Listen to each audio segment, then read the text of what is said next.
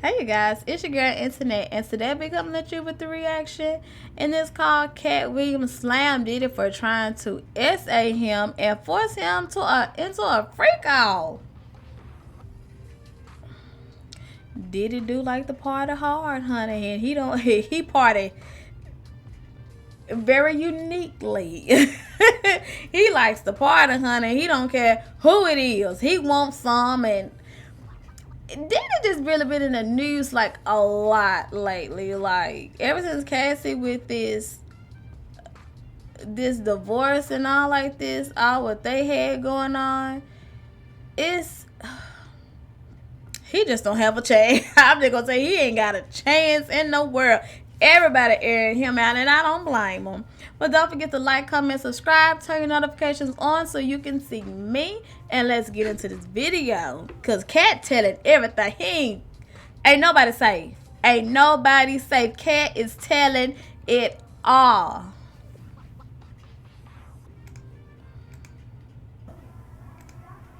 What's happening, Puff? I'll be back to you if JD ain't had enough. Yeah.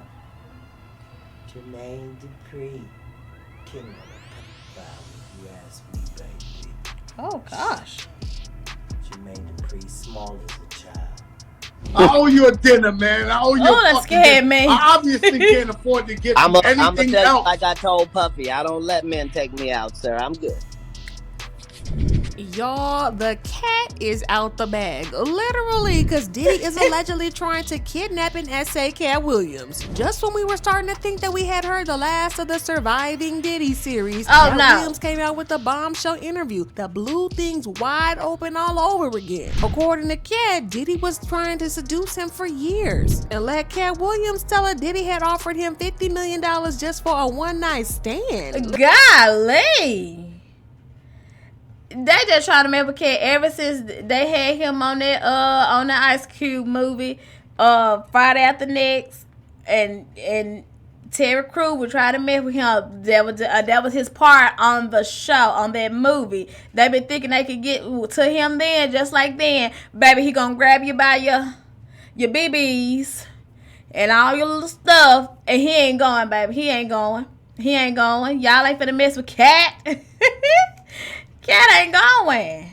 Listen, it looks like Diddy has been down bad for Katt for a while now. But hold up, wait a minute, because there's more craziness here. According to Katt, Diddy allegedly got furious when he turned down his $50 million offer, and he allegedly had his people abduct Katt, and he tried to force him into a freak-off session against his will. Well, you can trust Katt to spill every last drop of tea, and listen, he did not disappoint, because the things he said about this situation are crazy, and he is bringing receipts to back up his story. Y'all, is Diddy really in love with Katt Williams or what? I promise you. We in the studio. He said, yo, I'ma drug their ass off and pick them up and pip them out to my nigga.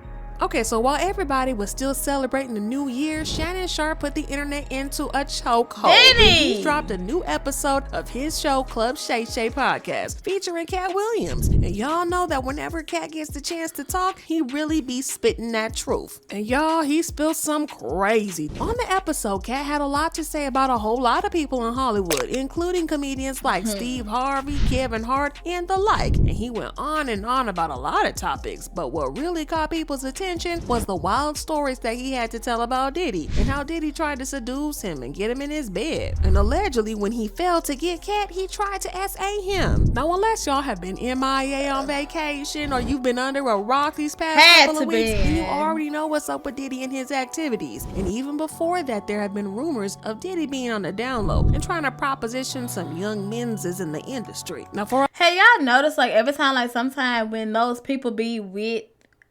Diddy, they be beside him, they just kind of looking like they kind of like nervous to do something. Like that video I had did with Justin Bieber, he looked at, when he was young, he looked at nervous.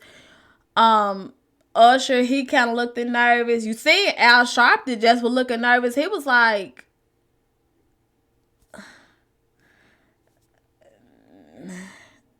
oh, I would run from him. I'm like, oh, get your nasty stuff away from me. For a long time, the streets have been talking about how flirty Diddy is and how he's always slinging it across town. But we always kind of assumed that he was just a dirty flirt towards women, because we all know how Diddy likes to keep a harem of chicks. But as it turns out, he was flirting with both men's and women's, because he has been keeping men on the side as well, allegedly. Now, there have always been talks of Diddy being on the DL from way back, but people don't like to talk about it because of how powerful Diddy is in the music industry. One of the first people who gave us some insight into who Diddy was behind closed doors was Usher, who spoke out about the things that he saw at Diddy's house while living with him as a teenager, and the stories he had to tell were frankly disturbing. Then there is 50 Cent, who seems to be one of the very few people who can directly look Diddy in the eye and expose him. 50 has been saying it for a very long time about how Diddy is a bad guy who pretends to be good in public. He has been trying to expose the truth about Diddy's parties, like the time he said, "See, this is why I don't go to no party Puffy and them at. The F is going on here. Get the F off my young man." What the F? 50 Cent also tried to clue us into Diddy's secret shenanigans with men, and he even went as far as to call Diddy fruity. And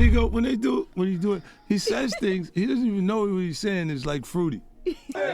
But then people didn't really have to pay a lot of attention to 50 because he's a major troll, and they thought that he was just trolling again. But everything changed after Cassie filed her lawsuit against Diddy, accusing him of assaulting and manipulating her in the relationship that spanned more than a decade. She also accused him of forcing her to be intimate with male escorts, which he referred to as freak-off parties. And y'all, the contents of the lawsuit were so bad that it had a trigger warning on the very first page. Diddy settled that lawsuit, and he probably thought that him settling would kill the case, but that did not happen. Instead, it was a very slippery slope for Diddy, because different women have come forward with stories of how they were victims of SA from Diddy, including a woman who claimed that she was a minor when he SA'd her, but she was SA'd by Diddy and his accomplices. Oh my God! And this had people wondering if this was another one of his freak-offs. I mean, from the way Cassie said it, it's not like he gave her a lot of choice in the. Now, I'm not trying to bash Diddy for look at him, because his bedroom, his business. However, if it's true, the way he went about it was absolutely weird, especially because he's reported to have hurt a lot of people in the process. For example, Cassie claimed in her lawsuit that Diddy forced her to engage in intimate activities with male escorts while he watched and got pleasure from it. But according to his bodyguard, Gene Deal, Diddy got pleasure from the freak-offs in more ways than one, because according to Gene, the freak-offs were for Diddy's benefit.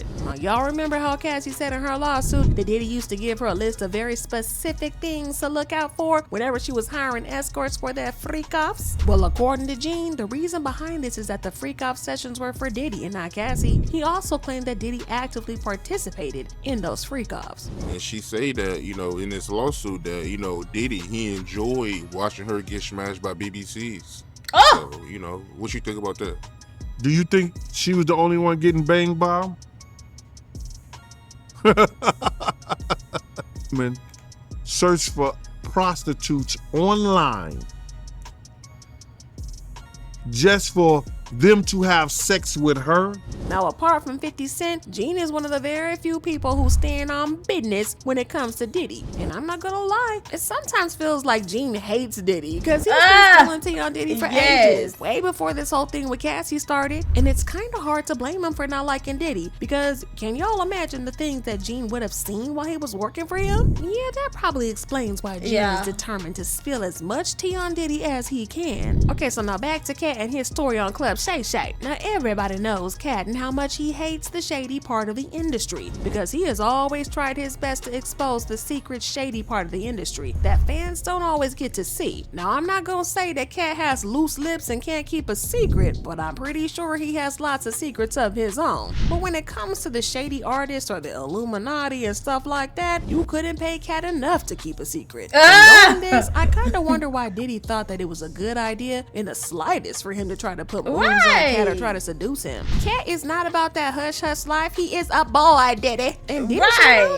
that. It's like he was begging to be exposed or something. Because if there are a couple people in the industry that's gonna spill that tea, it's Dave Chappelle, Jaguar Wright, and Katt. Now, apart from the whole thing about Katt constantly exposing the industry, there's also the fact that he does not like Diddy that much. And he has always called Diddy out for acting inappropriate with younger men, even going as far as to call him the P word, if you know what I mean. Again, this has nothing to do with Cassie's lawsuit because Katt has been exposing Diddy's shady activities since 2011, when he exposed Diddy and Jermaine Dupri for allegedly SAing the Criss Cross boys. Y'all remember Criss Cross? Criss Cross will make you jump. Oh yeah, my Chris Kelly and gosh. Chris Smith, the two young boys who were discovered by Jermaine Dupri in the 90s. Well, both boys were very young when they were discovered by Jermaine Dupri because they were still in elementary school at the time. However, Jermaine saw that it factor, and by the time they turned 12 and 13, they had already made a name for themselves in the industry and were becoming superstars. But there were a lot of things going on behind the scenes because word on the streets is that Jermaine was allegedly SAing both boys behind the scenes. And not only was he allegedly SAing them, but he was also allegedly pimping them out to his friends in the industry to do the same, including Diddy, allegedly. Now, allegedly, both boys went through this nightmare for years, and Chris Kelly eventually developed a drug problem, supposedly as a result of the alleged SA that he was subjected to in the industry. But what makes this even sadder is that both boys had their suspicions about Jermaine from the very start, because their first instinct was that he spelled trouble, but then he promised them fame and fortune, and being the young boys that they were at the time, they fell for it. In an old interview, Chris Kelly said, "We were just playing video games in this mall in Atlanta when all of a sudden this dude comes up to us and said he'd like for us to work with him as rap musicians. We had no idea who he was. In fact, I told Mac Daddy that I thought the guy was probably a child molester. Yeah, he basically just looked at us all funny." And according to Gene, the pimping of artists was not only limited to Jermaine Dupri alone, because he claimed to have heard Diddy making plans to pimp out the members of his girl group, Danity Kane. Because I heard him, and I'm giving you this, Aubrey. He stood up there and he said in front of a lot of people, we were in the studio, and I said something to him and walked out the studio. He said, "Yo, I'm gonna drug their ass off and pick them up and pimp them out to my nigga." He said, "I'm gonna drug them out. I'm gonna get them all on drugs, and I'm gonna pimp their ass out to my nigga."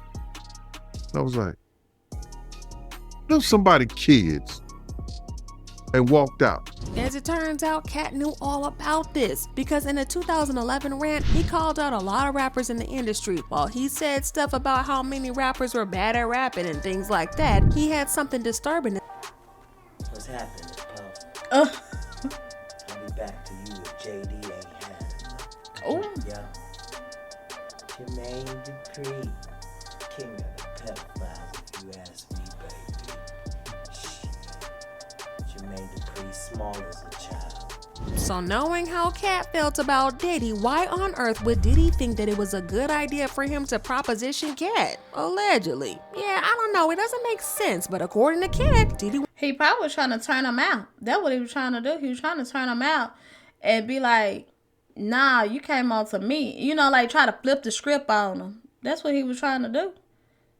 And he probably gonna try to drug him out or try to do something to him like he do with some of the other folks.